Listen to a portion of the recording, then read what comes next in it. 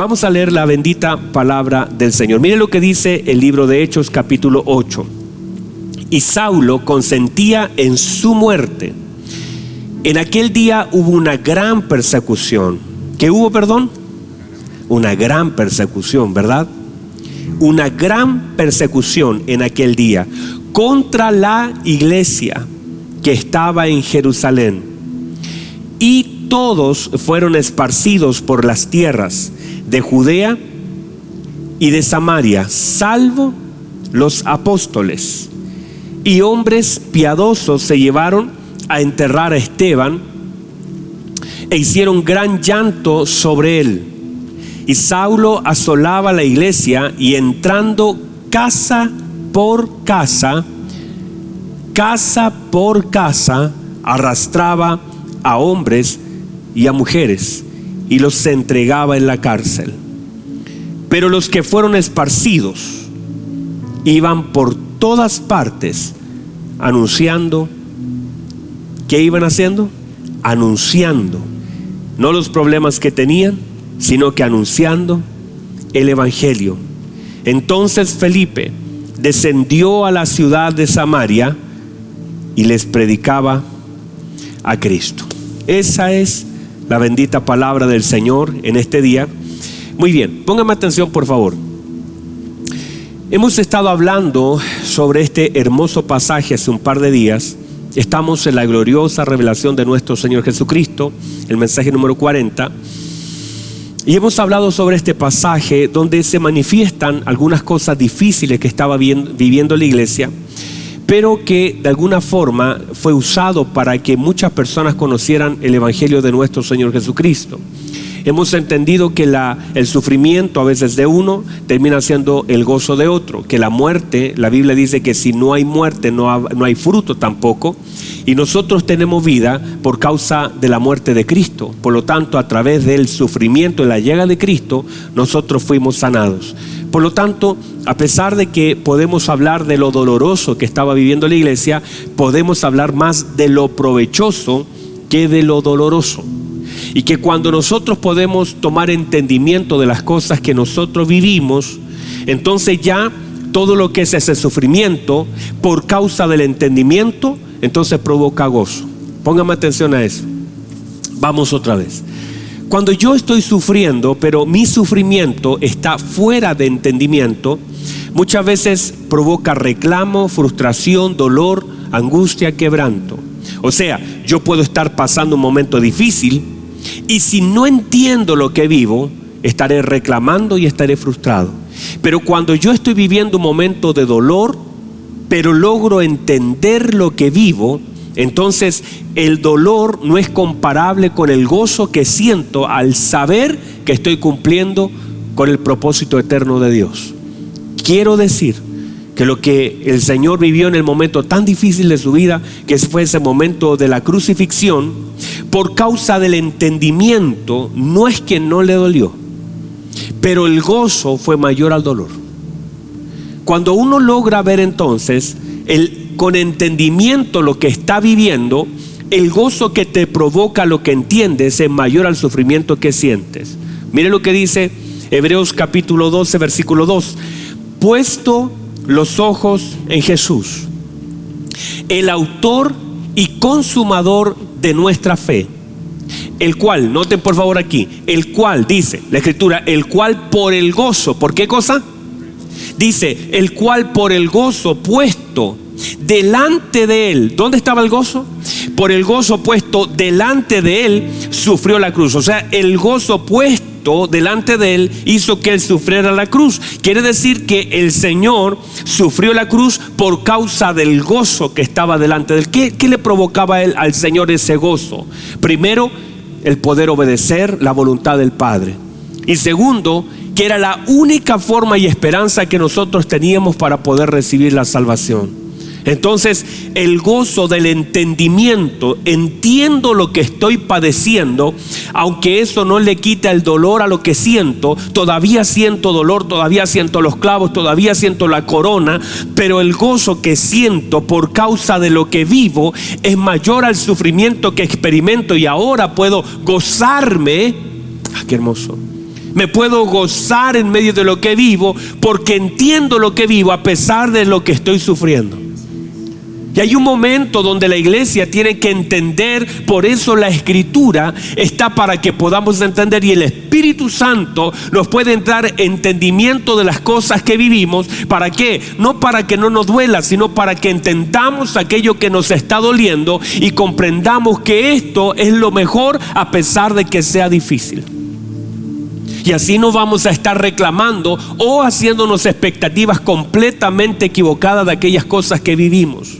Cuando no lo entendemos y de pronto pensamos que el estar en Cristo te saca, te quedas eximido de algunos problemas, el hecho de estar en Cristo como que no te va a doler lo que enfrentas, o no vas a tener personas que te rechacen, o pensamos que el estar en Cristo no va a haber necesidades porque entendimos algo mal.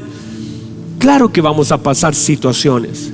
Claro que vamos a vivir algunas situaciones complejas. Eso la escritura no nos deja exento. En el mundo tendréis aflicción. El apóstol Pablo llama a su hijo Timoteo y le dice: sufre penalidades como buen soldado de Jesucristo. Ninguno, dice, que es llamado se enreda en los negocios de la vida a fin de que de agradar a aquel que lo tomó por soldado. El labrador, para participar de los frutos, debe trabajar primero. Y el atleta no es coronado, sino lucha legítimamente. Entonces, entender dónde estamos, el entender lo que debemos hacer, el entender el sufrimiento que podamos tener. Eso es parte, pero justamente es el entendimiento la palabra clave para los sufrimientos. Entiendo lo que estoy viviendo, y por causa del entendimiento que lo da la obra del Espíritu Santo, puedo no dejar de sentir dolor, pero sí darle un mayor entendimiento a lo que estoy viviendo, para que ese sufrimiento lo entienda con el propósito que éste tiene. Entonces, cuando usted está, y le hablo todo esto, porque llega un momento, mis queridos hermanos, en que la iglesia va a sufrir.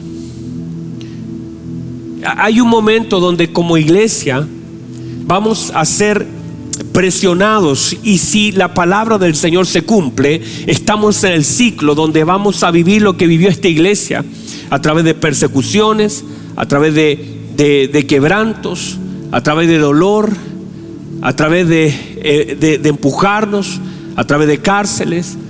Entonces la iglesia debe estar tan clara en lo que tiene que hacer, en lo que está viviendo, en lo que debe hacer, que no podemos bajar los brazos. La Biblia dice: cuando escuchen de guerras, rumores de guerra, de hambres, de pestes, dice: erguid vuestras cabezas, porque vuestra redención está cerca. No bajarla a causa del dolor, sino levantarla a causa de la esperanza. Muy bien. Cuando hablamos de las evidencias del amor de Dios a su iglesia, tenemos tantas evidencias del amor de Dios hacia la iglesia en la vida de nuestro Señor Jesucristo y en toda la creación de todo lo que nosotros conocemos. Pero también debemos hablar de las evidencias de una iglesia que ama a su Señor y que debe tener un profundo amor. Y yo sé que hemos caminado y no podemos decir que no le amamos, porque la Biblia dice que nosotros le amamos a Él porque Él nos amó primero. Pero llega un momento donde el amor va sufriendo transformaciones y variaciones. Uno va amando de forma, yo cuando nació mi hijo lo amé de una forma, pero en la medida del avance ahora lo amo de una forma completamente diferente. El vínculo que yo tenía el día número 1 no es el mismo vínculo que tengo después de 5 años o de 10 años. Por lo tanto, el amor va perfeccionándose.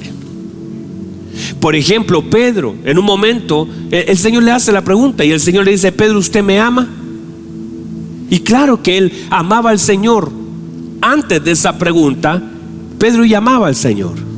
Claro que sí. Cuando lo dejó todo, manifestó el amor al Señor. Cuando cortó una oreja, manifestó el amor al Señor. Cuando estaba en el monte de la transfiguración, y cada vez que estaba Pedro con el Señor, manifestaba su amor verdadero, genuino. Pero no estaba ese amor perfeccionado. Cuando el Señor le hace la pregunta, le dice: Pedro, ¿usted me ama? Es un amor que está camino a ser perfeccionado.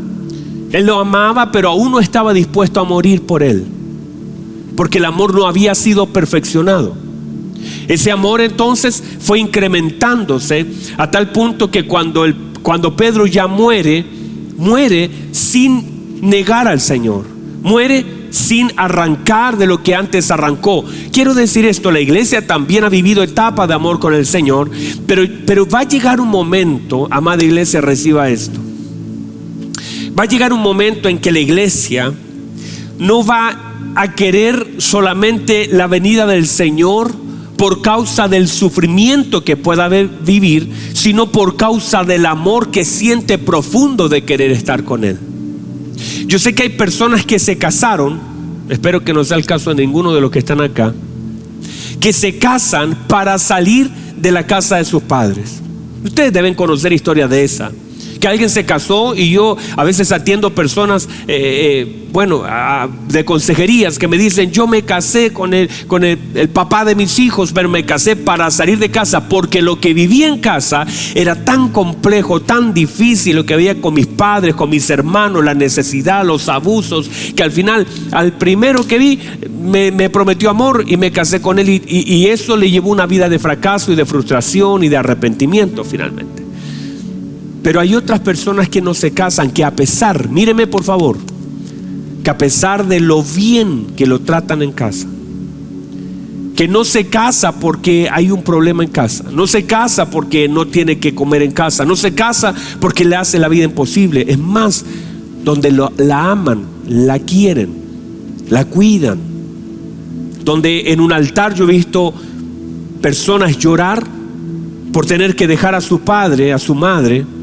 Lloran por lo que han vivido durante todos los años con su familia, pero el amor que sienten por ese hombre, con toda la incertidumbre que viene hacia adelante, no es comparable con lo que están dejando. Llegará el momento en que la iglesia del Señor Jesucristo tendrá un amor tan profundo por su Señor, que no estará mirando lo que vive, sea bueno o sea malo, sino que el amor tan profundo que siente por su Señor será tan grande que solamente deseará que el Señor venga por su iglesia, y el Espíritu y la iglesia comenzarán a clamar a una voz: ven Señor Jesús, ven Señor Jesús. Y será un clamor tan intenso, no solamente por el dolor de alguna persecución que vivamos, sino va a ser más por el amor que el Espíritu Santo perfeccionará en nuestros corazones para que deseemos. Y vendrá, dice, el deseado de las naciones. Vendrá el deseado, vendrá el que se desea, el que lo vamos a desear. No solamente lo vamos a necesitar como una puerta de escape para salir de lo que vivimos, sino que lo vamos a desear como una novia esperando a su marido. Eso es lo que va a suceder, amada iglesia. ¿Y sabe lo que va a provocar eso? Que el amor que será incrementado y perfeccionado, entonces será un amor tan fuerte que las personas que hoy día están como que sí, como que no, como que a veces voy y a veces no voy, será perfeccionado ese amor a tal punto que las personas podrán dar su vida por el Señor. Y muchas personas, escúcheme bien, ya han dado su vida por el Señor, pero será incrementado eso de tal forma que habrá una iglesia poniendo su vida delante de una guillotina, delante de una cárcel, diciendo: yo no voy a negar al que amo. No estoy dispuesto a negar a mi Señor por aquello que se me está acusando. Y ese amor, que era el amor que la iglesia tenía por el Señor, ese amor será perfeccionado en este tiempo en la iglesia por causa de la obra del Espíritu Santo. Diga amén ahí donde está, diga gloria a Dios, diga sí es Señor, lo creemos con todo el corazón. Entonces, pónganme atención a esto por favor. Vamos a ver una iglesia que a pesar, como en esta iglesia, que a pesar del dolor, siendo perseguida, maltratada, arrastrada, encarcelada y esparcida, que son estos 6 puntos que voy a tocar en forma rápida durante esta mañana. Voy a hablar de estos 6 puntos, de cómo la iglesia manifiesta evidencia de amor a través de lo que está viviendo. La segunda parte, cuando hable hacia la iglesia en Temuco, hablaré de la otra parte, cuando Pedro Mire qué interesante esto. Esto lo voy a hablar en la segunda parte, pero déjeme dejarle esto. Pedro en un momento está diciendo: no tengo plata ni oro. Él dice delante de aquel cojo, usted sabe la historia, no tengo plata ni oro. Él está diciendo no tengo, no está diciendo no lo necesito, no está rechazando el dinero, está diciendo ahora no tengo. Y entonces el diablo, sabiendo que él no tiene, le ofrece a través de Simón dinero por lo que él ahora sí tiene. Entonces hay un intento del infierno a causa de la necesidad manifestada. Lo vamos a hablar luego.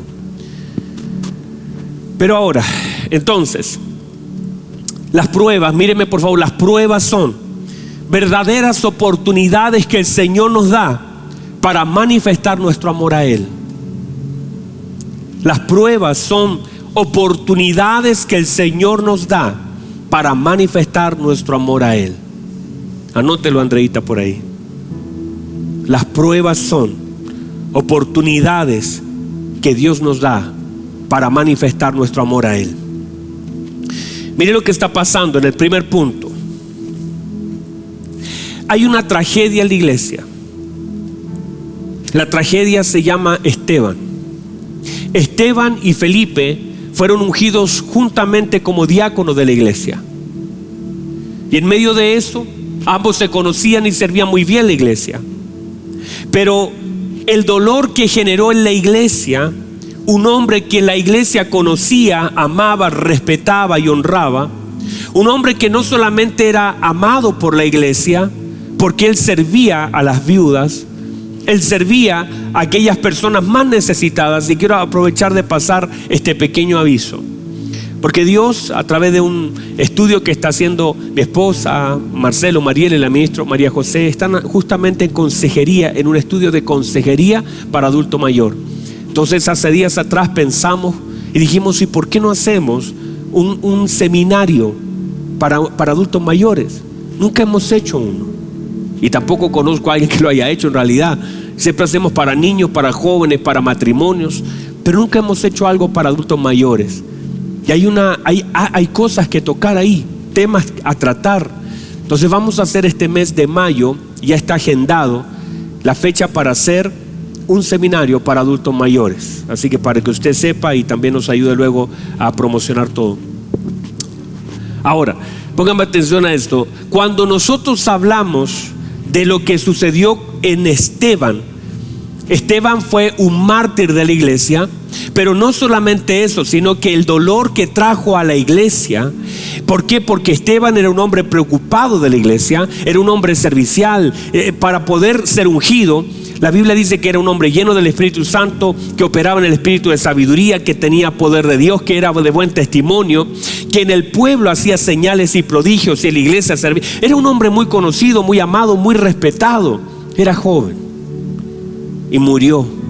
Ese dolor tan intenso que la iglesia siente cuando alguien importante, trascendente, servicial, amado, se pierde. Lo matan cruelmente.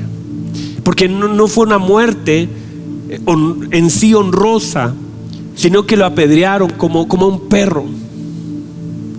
A un hombre tan bueno, a un hombre que hacía tanto bien, a un hombre que cuidaba a las viudas, y que termine siendo arrastrado fuera de la ciudad, que fue completamente desfigurado a causa de esas piedras, que los hombres cuando van a levantar su cuerpo no pueden reconocer a Esteban, después de haber servido tanto a la iglesia. El dolor de perder a alguien tan importante dentro de la congregación. El pueblo está conmocionado.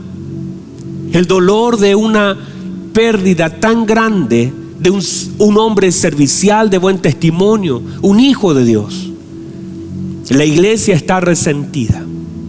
Pero escúcheme bien, escúcheme bien. A pesar de lo que la iglesia siente en ese momento, el alma de la iglesia ha sido tocada. Pero esto no debilitó a la iglesia, porque la iglesia no estaba sostenida por Esteban. La iglesia estaba sostenida por Cristo. Cuando la iglesia es sostenida por hombres, y esos hombres fallan, esos hombres caen, esos hombres tropiezan, entonces la iglesia se derrumba.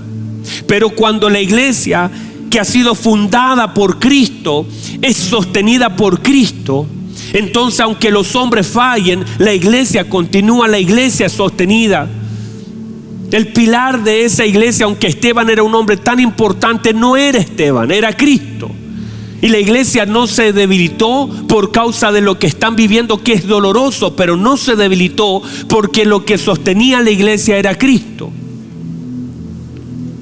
Y usted tiene que tener este concepto tan claro, porque hay muchas cosas que pueden ser tocadas en nuestra vida. Y póngame atención a esto: si vivo para Cristo, también moriré para Él. Míreme por favor, si vivo para Cristo, también moriré para Él. Otra vez, si estoy viviendo para Cristo, un día también moriré para Él. Por eso la muerte para el Hijo de Dios no es un enemigo en sí. No estoy diciendo que amemos morir en ningún caso. Pero el apóstol Pablo dice: si vivimos, para el Señor vivimos. Y si morimos, para el Señor morimos. Sea que vivamos, o sea que muramos, somos del Señor. Por lo tanto, si yo vivo para Cristo, también un día moriré para Él. Entonces yo no puedo pensar que solamente viviré para Él y luego la muerte es la tragedia más grande para nosotros los que somos creyentes. La muerte solamente es una puerta que debemos cruzar para encontrarnos con nuestro Señor si Él antes no viene por su amada iglesia. Por lo tanto, no podemos pensar como aquellos que de pronto ven la muerte como lo peor que nos puede pasar, cuando finalmente han dicho algunos hermanos que es una graduación. Y es eso, es el final de una carrera. El apóstol Pablo dice: me es muchísimo mejor morir, pero por causa de ustedes debo quedarme. Entonces, esta primera evidencia del amor de una iglesia es que a pesar del dolor que siente por lo que ha sucedido, sigue amando al Señor. ¿Sabe por qué? Porque el amor todo lo soporta. Porque el amor todo lo soporta. Y aún así tengamos que vivir situaciones muy complejas. Y amada iglesia, esto está recién comenzando. Tendremos que vivir dolores intensos. ¿Y sabe por qué hablo de esto? Porque me he encontrado con personas que me dicen: yo amaba al Señor, yo servía al Señor, pero se me murió la mamá, se me murió la esposa, se me murió. Y el tema es que con la muerte de alguien que uno ama, pareciera que también se frenó el amor que le tenía a Cristo. Uno debe entender la muerte y el dolor, cualquiera que esto sea en mi corazón. El dolor profundo que puedo sentir por la separación. Cuando se muere un matrimonio, cuando se separa un matrimonio, cuando vemos a un hijo que está lejos en la droga, cuando vemos a un padre, mil cosas, lo que hemos vivido, lo que nos enteramos, las cosas que de pronto nos enteramos y que causan dolores profundos en nuestro corazón. Pero es allí donde lo que siento no puede condicionar el amor que tengo. Reciba eso en el nombre de Jesús. Esta iglesia, número 2, era una iglesia que estaba siendo perseguida. Una iglesia que estaba perseguida, y la Biblia dice que entraba Saulo, y no solamente Saulo, sino que estaba siendo perseguida no por un hombre, sino por todo el infierno. El infierno estaba detrás de los creyentes. Y la Biblia dice que entraba casa por casa, entrando en la intimidad de los creyentes, entrando en los sectores privados, dejando a su paso la huella y el desastre de todas las cosas. Pero una iglesia que opera en el amor a Cristo, opera en entendimiento, que de alguna forma eso que se vive, hermanos amados, mírenme por favor, no podemos estar exentos de persecuciones. No vamos a estar exentos de persecuciones. No vamos a estar exentos de esto. Ahora, mañana, ayer estaremos. Miren lo que dice Daniel Daniel capítulo 6. Entonces los gobernadores y sátrapas buscaban ocasión. ¿Qué buscaban? Buscaban ocasión. ¿Para qué buscaban ocasión? Para acusar a Daniel. Mire, por favor, buscaban ocasión para acusar a Daniel en lo relacionado al reino, mas no podían hallar ocasión alguna. Ay, qué hermoso, a mí anoche me tocaba el corazón esto.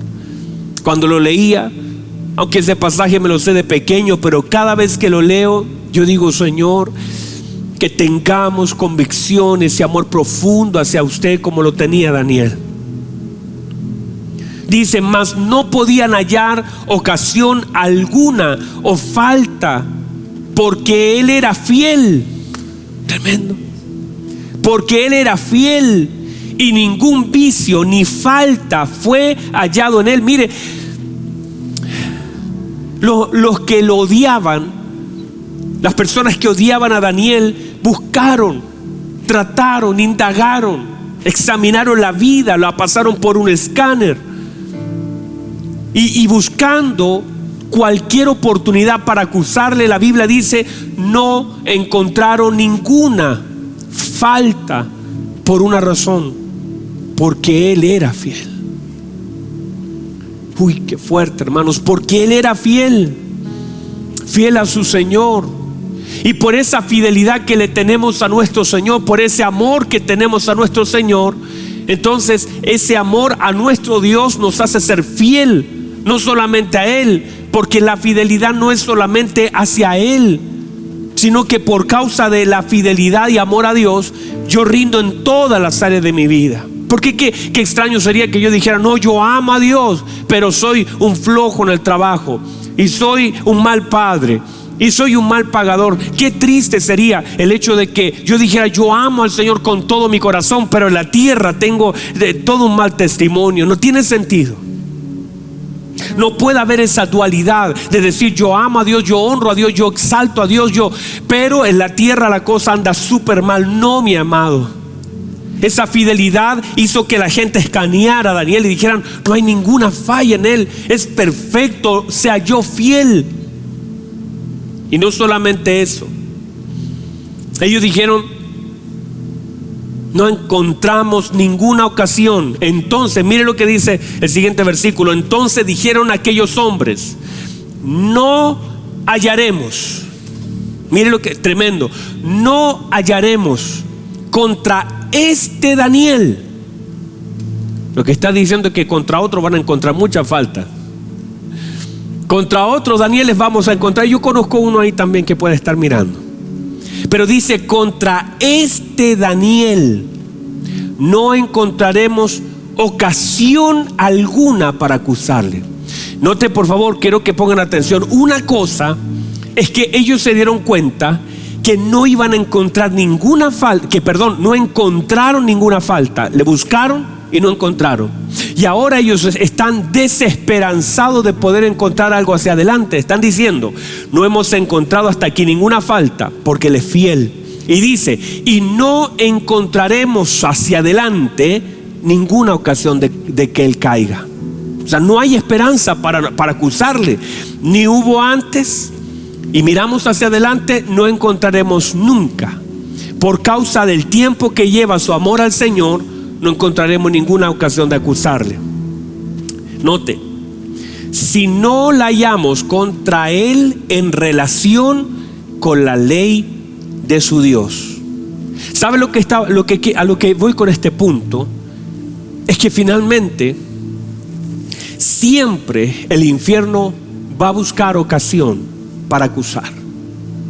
Y siempre habrá una persecución, aun así usted sea el mejor, aun así usted ame al Señor, aun así usted sea un buen hijo, un buen esposo, aun así usted sea un mentor, un encargado, lo que usted quiera, siempre el diablo estará buscando una ocasión para acusarle. Siempre estará buscando una ocasión para hacerle caer. Siempre habrá una persecución en contra de usted. Porque no estamos hablando de alguien que está haciendo daño. Estamos hablando de alguien que está haciendo bien las cosas, y aún así se estaba buscando una ocasión para acusarle.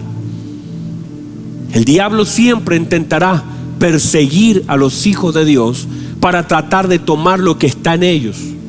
Usted, míreme por favor, por causa de la creación, usted es imagen de Dios. Por causa de la creación somos imagen de Dios. Fuimos creados a su imagen. Pero ahora no solamente tenemos la imagen de Dios, sino tenemos la presencia de Dios. Y usted será perseguido no solo por lo que es, sino por lo que lleva dentro de usted. Lo que usted lleva, usted es el vasito, pero lo que lleva es tan grande, ese tesoro, Cristo mismo. Pero mire lo que dice la Escritura. Segunda de Corintios capítulo 4 versículo 9 dice que estamos ciertamente perseguidos, mas no desamparados. Solamente voy a tomar esa partecita, todo lo demás usted lo conoce. Estamos perseguidos, pero no estamos desamparados, derribados pero no destruidos. ¿Qué quiere decir esto? Míreme por favor que en todo orden de cosas y en todo momento de nuestra vida vamos a ser perseguidos. Yo sé que usted en alguna proporción en su casa, por ejemplo, ha sido perseguido. Usted sabe que hay personas que en casa son perseguidos. Y hay gente que le dice: ay, tú no eres un creyente, ¿por qué reaccionas así? Y tú no vas a la iglesia, ¿por qué dices eso? Porque siempre habrá persecución en el trabajo, en el estudio. Siempre habrá persecución, pero llega un momento donde eso comienza a ser incrementado, porque en la medida que mis convicciones van creciendo, el fuego también va siendo incrementado. En la medida que usted separa la verdad de la palabra del Señor, entonces también el infierno comienza a subir la temperatura del horno. Entonces el infierno aumentará la temperatura. Claro que somos, pero míreme por favor, una cosa es entender que estoy siendo perseguido, pero otra cosa muy diferente a eso es saber que no estoy desamparado. Lo que debo entender con fuerza es que lo que me persigue no es más grande que lo que me acompaña. Que lo que me persigue no es más grande que lo que me acompaña. El Señor dijo: estarán siendo muchas veces perseguidos, pero nunca estarán desamparados. Reciba eso, por favor. Entonces debo estar enfocado. Mi amor a Cristo se expresa en la confianza de quien me acompaña, y no me desenfoco por quien me persigue. Porque a veces, sin darnos cuenta, nos comenzamos a desenfocar mirando quién me persigue y no descansando en quien me acompaña. Y tristemente, muchas veces, sin darnos cuenta, comenzamos a desviar nuestra vida hacia quien está detrás de mí, que me está haciendo la vida imposible, porque el diablo quiere entretenernos, quiere desenfocarnos, el diablo quiere retrasarnos, el diablo quiere desviarnos. Lo que intenta hacer con eso el diablo es que nuestro corazón se llene de nombres, de personas, de nombres, enfocarme en el sátrapa, mirar al sátrapa, mirar a aquel que me está haciendo daño, mirar a aquel que me está persiguiendo, mirar a aquel que me está dañando, mirar a aquel que me está acusando, tratar de desenfocarme. Ese es todo el trabajo del infierno. Míreme por favor, que yo ponga mis ojos en aquel que me persigue y no en aquel que me acompaña. Y cuando la gente comienza a mirar a aquellos que lo persiguen, por eso David lo dice de una forma tan hermosa: aunque un ejército acampe a mi alrededor, no voy a poner mis ojos en ese ejército, no me voy a concentrar en mis enemigos, no me voy a centrar en aquello que me persigue. Yo estaré confiado porque tú estás conmigo. Yo no voy a mirar a aquel que me persigue, no voy a desviar mis ojos, porque es todo lo que el infierno quiere que podamos mirar, todo aquello que nos persigue. Hay cosas que nos están persiguiendo y muchas personas, mírenme, están mirando hacia atrás diciendo: bueno, es que mi abuelo, es que mi tatarabuelo, y están tratando de encontrar la razón por qué viven lo que viven. Les voy a decir esto: ponga sus ojos en Cristo. Eso, no se desvíe de lo que tiene que mirar, no se enfoque en aquello que lo persigue. No trate de buscar razones para justificar lo malo que está viviendo. Enfóquese en Cristo. No esté hablando tanto de las cosas que lo persiguen, sino que enfóquese en Cristo. Enfóquese en el Señor. Mantenga sus ojos en aquel que lo acompaña, no en aquel que lo persigue. La gente miraba a Goliat y durante 40 días hablaron de Goliat, hablaron de su tamaño, hablaron de su fuerza, hablaron del desafío, hablaron de todas las cosas. Estaban tan desenfocados. Goliat consiguió hacer que lo vieran a él. Míreme por favor. Goliat consiguió que pusieran sus ojos en él. Goliat consiguió que la gente lo escuchara a él. Goliat consiguió que la gente tuviera miedo de quién era. Goliat consiguió que el corazón de Israel comenzara a temblar, que ellos se enfocaran en su tamaño, en su fuerza y en su desafío. Pero llegó uno cargando panes, llegó uno cargando quesitos, llegó uno enviado por el Padre, llegó uno al campo de batalla que no estaba contaminado con lo que Goliat había dicho durante 40 días. Llegó uno que venía con la unción del cielo al campo de la batalla, y cuando llega y lo escucha, no se enfocó en Goliat, nunca se enfocó en él, se enfocó en el Señor y dijo: ¿quién es este incircunciso que viene a desafiar a los escuadrones del Dios viviente? ¿Quién es ese que viene a desafiarnos a nosotros? Estamos desenfocados muchas veces mirando quién me persigue, quién me desafía, lo que viene hacia adelante, lo que he de enfrentar. Ponga sus ojos en el Señor, y si usted pone sus ojos en Cristo, se vuelve irrelevante lo que viene detrás de usted, se vuelve irrelevante lo que lo persigue, se vuelve irrelevante quien lo amenace, se vuelve irrelevante el mañana, cuando sé que mi Señor estuvo ayer, está hoy y también estará mañana. Yo no tengo que desenfocarme, porque esa es una evidencia de mi amor a Dios, que estoy enfocado, mis ojos son puestos en mi Señor, en la cruz, en Cristo, en la presencia del Espíritu Santo, y no en todas las cosas que he de enfrentar, porque en mi mañana Cristo ya está, en mi mañana ya está mi Señor. Estoy enfocado en la presencia de Dios y no en los enemigos. Aunque un ejército acampe alrededor de mí, yo estaré confiado. Aunque contra mí se levante una multitud, yo estaré seguro. Aunque mañana, yo no sé si hay alguien ahí, si mañana la cosa se vuelve media gris, usted confíe en el Señor. Aquella alabanza dice: puedo confiar en el Señor, que Él no me va a fallar. Mantenga sus ojos en Cristo, mantenga su mirada en mi Señor. El Señor no le va a fallar. Amado Dios, gracias. Señor, mientras predico, sé que hay algo hermoso que sucede. Esta primera parte de esta palabra, algo hermoso está sucediendo. Todo el trabajo del infierno es desenfocarnos, separarnos, es intimidarnos, es hacer que las fuerzas decaigan. Padre, que su iglesia se enfoque, que su iglesia abrace, que las olas y el viento nos saquen nuestros ojos de usted. Que si falta algo, no me enfoque en lo que falta, sino en la abundancia de lo que tenemos, que es usted. Oh, Señor, su presencia sé que está fluyendo aún por los medios. Llene, Señor, con su Espíritu Santo. Yo no puedo poner mis manos sobre aquellos que están viendo en este momento, pero si hay alguien ahí, yo le voy a pedir, si hay alguien ahí que pueda aún levantar sus manos, y como yo lo hice tantas veces, aún poner la mano en una radio. Muchas veces puse la mano en un televisor, muchas veces puse la mano diciendo: Señor, en la distancia quiero recibir algo que usted sabe que yo necesito. Que hayan evidencias de nuestro amor a usted. Gracias, Señor. Espíritu Santo, llena, toca, muévase, Señor.